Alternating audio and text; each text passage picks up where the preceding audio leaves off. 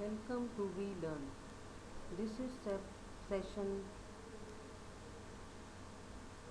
4 of System Analysis and Design.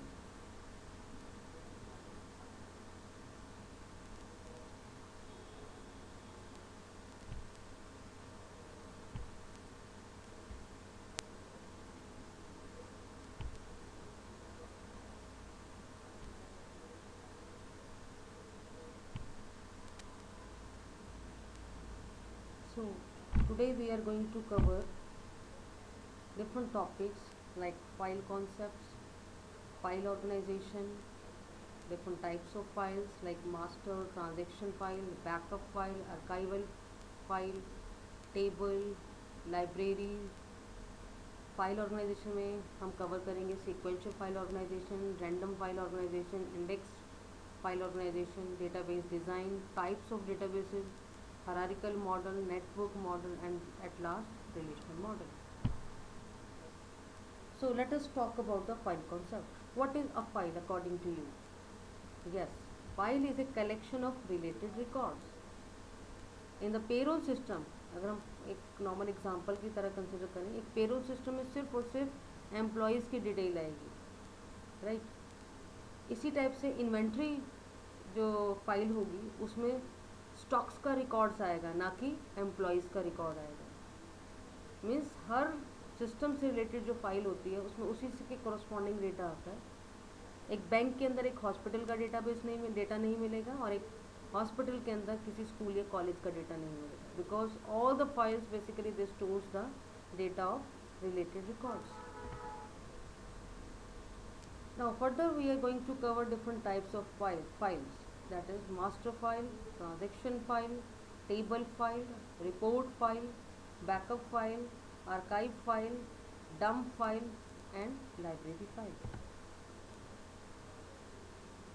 अगर हम बात करते हैं मास्टर फाइल की, तो मास्टर फाइल बेसिकली वो फाइल होती है जिसमें वो डेटा रखा जाता है जिसके चेंज होने की फ्रीक्वेंसी बहुत कम होती है. Like if we are considering example of a student, तो स्टूडेंट का ऐसा कौन सा डेटा है जो बार बार चेंज नहीं होगा? स्टूडेंट का नाम, उसका फादर नेम, स्टूडेंट की डेट ऑफ बर्थ, उसकी डेट ऑफ टेकिंग एडमिशन्स, कौन से कोर्स में एडमिशन लिया है, ठीक है. इवन सम टाइम अगर हम कुछ फ़ोन नंबर भी कह रहे हैं तो वो भी बार बार रोज़ चेंज होने वाली बातें नहीं हैं. तो मास्टर फाइल वो स्टोर करती है डेटा, जिसमें उस डेटा को स्टोर करती है जिसमें चेंज होने की फ्रीक्वेंसी बहुत कम होती है. इसके अपोजिट है another file that is called as a transaction file. Transaction file T for transaction, आपने ऐसे याद रखना है इसको, T for transaction and T for temporary. Transaction file is basically that temporary file which stores the data that always keep on changing. यानी कि day to day transaction का सारा डेटा अल्टीमेटली किसी भी डिपार्टमेंट का कौन सी फाइल में अल्टीमेटली जाके स्टोर होता है, that is called as a transaction file. Railway department है, बैंकिंग इंडस्ट्री है, स्कूल है, कॉलेजेस हैं, they all maintain their routine data और day to day data in a transaction file. And always remember one thing, एक बहुत important चीज़ आपको हमेशा ध्यान रखनी है कि although it is true that T for transaction, T for temporary, transaction file हमेशा डेटा टेम्परेली स्टोर करता है, बट हमेशा इसी ट्रांजेक्शन फाइल की वजह से ही हमारी मास्टर फाइल में अपडेशन होती है. अब वो कौन सा डेटा है जो आप ट्रांजेक्शन फाइल में स्टोर करेंगे? लाइक एक बैंक ने आज कितने चेक्स प्रोसेस किए हैं, कितना मैक्सिमम फिगर एक पर्टिकुलर चेक पर मैक्सिमम कितना रहा, कितना मिनिमम रहा, राइट, कितने कस्टमर की क्वेरीज अटेंड की गई है, कितनी कंप्लेंट्स रिजॉल्व की गई है. ये वो डेटा है जो हर दिन हर बार चेंज होता रहेगा. आज हो सकता है 16,536 चेक्स प्रोसेस किए गए हैं, कल हो सकता है 1,512 किए जाएँ, परसों हो सकता है 8,526 किए जाएँ. इसकी कोई लिमिट नहीं है. तो transaction file always stores the data of temporary nature. Table files, when we stores the data in terms of tables, that is called as a table file. Report file, normally report file is a kind of summary information which gives the important parameter that is related with your work, right. Another one is backup file. Backup file is basically maintained for the sake of security. Most of the organisation, चाहे वो bank हैं, hospitals हैं या other hi tech organisations होती हैं, दे maintain their proper backup, और वो backup उनका कहाँ पर स्टोर रहता है? In the form of backup file. Archive file are a special kind of files. Dump file is a special file of file which sometimes used for performing some temporary kind of operations. And library file में कुछ header file store होती है जो at the time of need हम उसको access कर सकते हैं. जैसे C में hash include करते हैं आप, stdio dot h conio dot h करते हैं. So these are the basically examples of the library file which stores the definition of most of the functions. So that must be included. Now let's further talk about the organization, that is file organization. What is file organization? A file organization is basically the methodologies which is applied to structure computer files. हमने computer की files को कैसे structure करना है, किस तरह से उसको ऑर्गेनाइज करना है, इसकी पूरी मेथोडोलॉजी जो है वो हम फाइल ऑर्गेनाइजेशन के अंदर कवर करते हैं. मीन्स फाइल ऑर्गेनाइजेशन में अगर आप एक लेमन लैंग्वेज में समझना चाहें, so it covers the how part of the file organization, how the data will be stored. what part cover नहीं करता क्या स्टोर करना है, बट वो ये समझता है फाइल ऑर्गेनाइजेशन कहाँ पर उसको जाकर हमें और किस तरह से उसको स्टोर करना है. Files contain computer records which can be documents और information which is stored in a certain way for the later retrieval. अगर हम फाइल की बात करते हैं तो फाइल में अल्टीमेटली होता क्या है, collection of fields that give rise to the records. और ये रिकॉर्ड्स मतलब ये वो इन्फॉर्मेशन होते हैं जो हमें नियर फ्यूचर में ज़रूरत होती है. So file organisation refers primary to the logical arrangement of the data in a file. हमारा डेटा जो फाइल में ऑर्गेनाइज होता है एक प्रॉपर और एक लॉजिकल मैनर में ऑर्गेनाइज होता है, राइट. और पूरा लाइक को रिलेशन एग्जिस्ट करता है between different fields. Next one is sequential file organisation. It is the simplest method to store and retrieve the data from the file. Sequential organization simply means storing and sorting in physical on tape or disk. Sequential file organization, although ये बहुत time consuming method होता है, sometime if the size of the file is too high, like सोचो एक file के अंदर मेरे पास 750 records हैं और मुझे 746वां रिकॉर्ड चाहिए, तो अननेसेसरी मुझे 745 तक की रिकॉर्ड्स की प्रोसेसिंग करनी पड़ेगी. Then only I can reach to the record number 746. So in that terms it is said to be that it is very time consuming method, but because of its simplicity, without any error हम इसके ऊपर काम कर सकते हैं. even a non technical kind of person can handle this kind of file organization very well. So that is why it is used nowadays also in some parts of the work. In a sequential organization, a record can be added only at the end of the file. This is a kind of major disadvantage of using this thing. अगर आपको बीच में कोई record डालना है तो ऐसा कोई provision sequential file organisation आपको प्रोवाइड नहीं करता. This is in a sequential file, records are stored one after the other. जैसे हम ग्रामोफोन स्टाइल में याद कीजिए, जो पुराने ज़माने में म्यूज़िक के लिए यूज़ किया जाता था ग्रामोफोन, उसमें भी कुछ ऐसा ही मैकेनिज्म चलता था. If you want to hear song number 4, then you are bound to hear till song number 3. Means there was no any direct provision so that you can directly reach to the song number 4. Same चीज़ जब हम data को भी sequential file organisation में organise करते हैं तो वहाँ पर भी कोई डायरेक्ट मेथड नहीं होता, हमें एक के बाद ही दूसरे को स्टोर करना पड़ता है.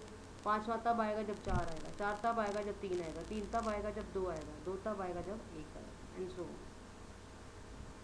ठीक है. It is not possible to insert a record in the middle of the file without rewriting the file. This is the important point regarding the sequential file organization. Another important file organization technique is direct file organization or random file organization. With direct or hashed access, a portion of disk space is reserved and a hashing algorithm computes the records addresses. Random file organization में हम एक hashing algorithm को use करते हैं जो generate करती है record address. So there is additional space required for this kind of the file in the store, and these records are replaced randomly throughout the file. Now records are accessed by the addresses that specify their disk location. अगर हम random file organisation की बात करते हैं तो इसमें इस file organisation में थोड़ा सा एक्स्ट्रा स्पेस की ज़रूरत होती है rather than the tape. It has an excellent search retrieval performance, but care must be taken to maintain the indexing. Although अब देखिए डायरेक्ट फाइल ऑर्गेनाइजेशन आपको एक डायरेक्ट मेथड प्रोवाइड कर सकता है जिससे आप सीधा किसी भी पर्टिकुलर रिकॉर्ड को रिट्रीव कर सकते हैं. The only thing that you have to taken care is the maintenance of indexes. If the indexes become corrupt, what is left may as well as go to the bit bucket. So it is advised to have regular backups of this kind of file, just as is for all the stored valuable data. So the only thing that you have to kept while using direct file organization or random file organization is कि आप इसका regular backup maintain करते चलें so that आपका valuable data जो है lost ना हो पाए, और अगर हो जाता है तो उसको बैकअप फाइल से गेट बैक कर सकते हैं. Getting. Next one and the most important file organisation type is index file organisation. This file organisation is basically used to access the records that are stored in the system, and that records are basically accessed through the index. The basic form of an index includes a record key and the storage address for a record. तो यहाँ पर basic चीज़ जो आपको record की किसको वो बोल रहे हैं, प्राइमरी की को. किसी भी टेबल में उसको हम प्राइमरी की बोलते हैं जो कि यूनिक बाय नेचर होता है. जैसे सोचिए आप, अगर हम स्टूडेंट की एक फ़ाइल के बारे में बात करते हैं तो उसमें रोल नंबर है स्टूडेंट का, या स्टूडेंट आईडी नंबर है, या स्टूडेंट का रजिस्ट्रेशन नंबर है. These are the basically columns और fields in any table that can be considered as a key field, right. To find a record when the storage address is unknown, it is necessary to scan the records, right. However, if an index is used, the search will be faster since it takes less time to search an index than an entire file of the data. तो index file organisation जो है हमारा access time को reduce करता है, क्योंकि वो फटाफट हमारे लिए सर्च करके ले आता है रिक्वायर्ड डेटा पार्ट को. तो हमें बिल्कुल from the very beginning till and तक सर्च करने की जरूरत नहीं. जैसे ही हमारी गिवन कंडीशन फुलफिल होगी, इंडेक्स उसको हाईलाइट कर देता है. Now let's talk about the design of the database. अभी तक हमने फाइल के रिगार्डिंग बात किया है, हमारे डेटाबेस. अब हम बात करने जा रहे हैं डेटाबेस डिज़ाइन की. Database design is the process of producing A detail data model of A database. पूरा डिटेल डेटा मॉडल निकल के आएगा इस डेटाबेस डिज़ाइन के अंदर. This logical data model contains all the needed logical and physical design choices, right. जितने भी हमारी लॉजिकल और फिजिकल डिज़ाइन की ऑल्टरनेटिव्स अवेलेबल हैं, लॉजिकल डेटा मॉडल में वो सब कुछ अवेलेबल होता है. यानी कि हम सिंपल टर्म्स में अगर बात करें तो डेटाबेस डिज़ाइन को हम इसलिए बनाते हैं ताकि हम एक डिटेल्ड डेटा मॉडल प्रोड्यूस कर सकें, और उस डिटेल डेटा मॉडल को प्रोड्यूस करने के लिए हमें लॉजिकल डेटा मॉडल की भी ज़रूरत पड़ती है और फिजिकल स्टोरेज पैरामीटर्स की भी ज़रूरत होती है, so that we can generate a design in a data definition language. Data definition language means जब आप एक ऑरेकल या एसक्यूएल में काम करते हैं तो कुछ क्रिएट कमांड को यूज़ करते हैं एक टेबल को क्रिएट करने के लिए. Like example, create table city hospital, फिर आप उसमें फील्ड्स के नाम स्पेसिफाई करते हैं along with the data type which can then be used to create a database. A fully attributed data model contains detailed attributes for each entity. Now there are certain parameters that must be considered in the designing process. First one is, जब भी आप किसी database design को prepare करेंगे तो आपने इन कुछ parameters को ध्यान रखना है. First one is determine the purpose of your database. आप किसके लिए डेटाबेस बना रहे हैं, उसका क्या पर्पस है, क्या ऑब्जेक्टिव है, उसको माइंड में रखते हुए आपने उसकी डिज़ाइनिंग को फोकस करना है. Then find and organise the information required. आप कौन सा पर्टिकुलर पीस ऑफ डेटा को फाइंड कर रहे हैं या सर्च कर रहे हैं और किस टाइप से डेटा को ऑर्गेनाइज करना चाह रहे हैं, तो इसके बाद आपको इस एस्पेक्ट के बारे में सोचना होगा. फिर जितना भी अब नेक्स्ट स्टेप में आप क्या करेंगे, जितना भी अवेलेबल डेटा है उसको डिफरेंट टेबल्स की फॉर्म में कन्वर्ट कर देंगे. और टेबल्स अल्टीमेटली किस में कन्वर्ट होगी, किस में ट्रांसफॉर्म होगी, कॉलम्स में. बड़ी सी टेबल में से आप एक कॉलम को प्राइमरी की बना देंगे. प्राइमरी की मीन्स यूनिक की. ऐसा एक कॉलम चूज़ करेंगे पूरी टेबल में से जिसमें सारी वैल्यूज़ यूनिक हैं, कोई भी डुप्लीकेसी नहीं है. एक student name can not be an example of A primary की, क्योंकि एक स्टूडेंट नेम एक क्लास में 5 पूजा भी हो सकती है, 3 राहुल हो सकते हैं, बट प्राइमरी की आप उसको बनाएंगे जो कि यूनिक बाय नेचर है। अब इन्हीं 5 पूजा या 4 राहुल की अगर हम बात करें तो इनमें कौन सी ऐसी चीज़ है जो वन पूजा को दूसरी पूजा से अलग करेगा? That is there enrolment number और रोल नंबर और student ID number. So primary key हमें उसके बाद क्या करना है, फाइनली अपने टेबल की एक प्राइमरी की चूज़ करनी है। Next one is set up the table relationship. It might be possible कि एक टेबल के एक कॉलम का रिलेशनशिप दूसरे कॉलम से है, उसी टेबल के दूसरे कॉलम से है। सो हमें उसको फाइंड आउट करना पड़ेगा।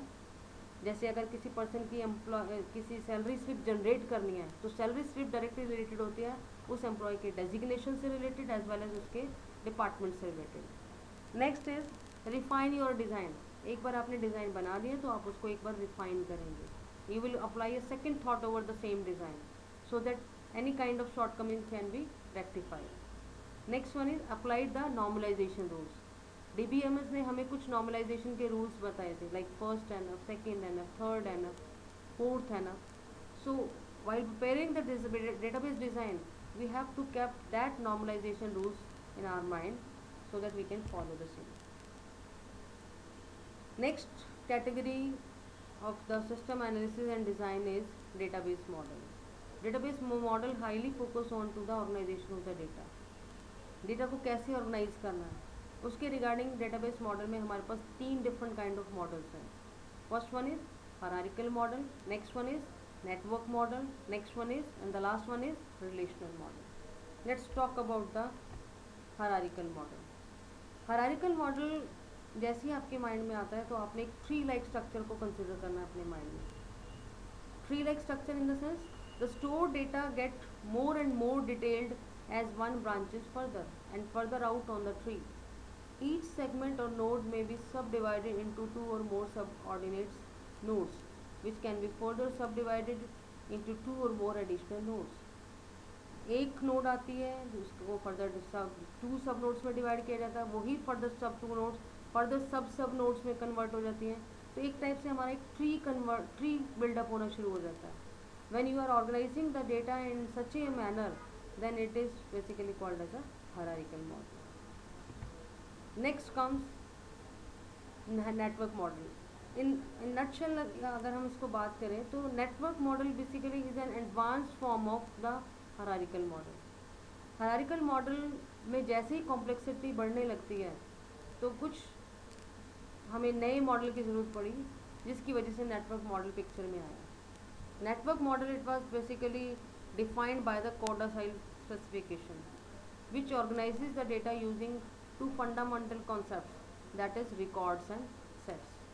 records की अगर बात करते हैं तो records is what basically it's a collection of different fields, और जब हम sets की बात करते हैं तो sets is that is the member in any number of sets. sets की हम बात करते हैं तो 1 to many relationship आ जाती है between records में।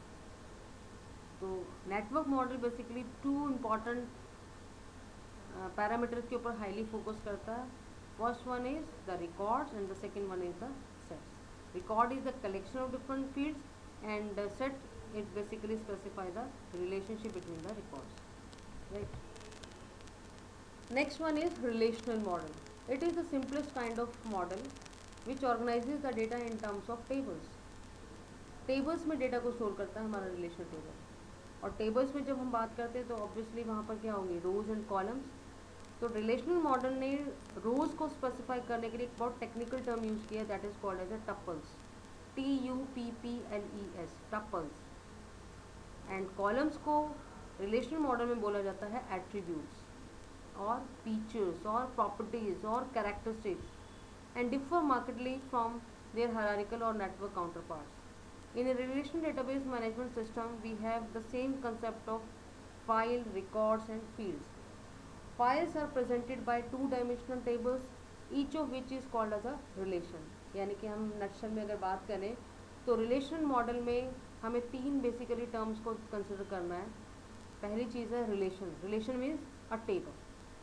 Second one is tuple, tuple is equal to row. Third one is attribute, that is equal to fields. So record which can be visualized as rows in the table are called tuples. Fields can be visualized as a columns and are called by attributes or domains. With this we have completed this session. Now we are going to project two questions for you. I hope that you will be able to attempt all these two questions. You have to write 10 points on the same. First question is, what are the different types of files? This was the first portion that we have covered in the today's session. Next question is, what is network model? Network model के ऊपर आपको 10 points लिखने हैं, right? Thank you.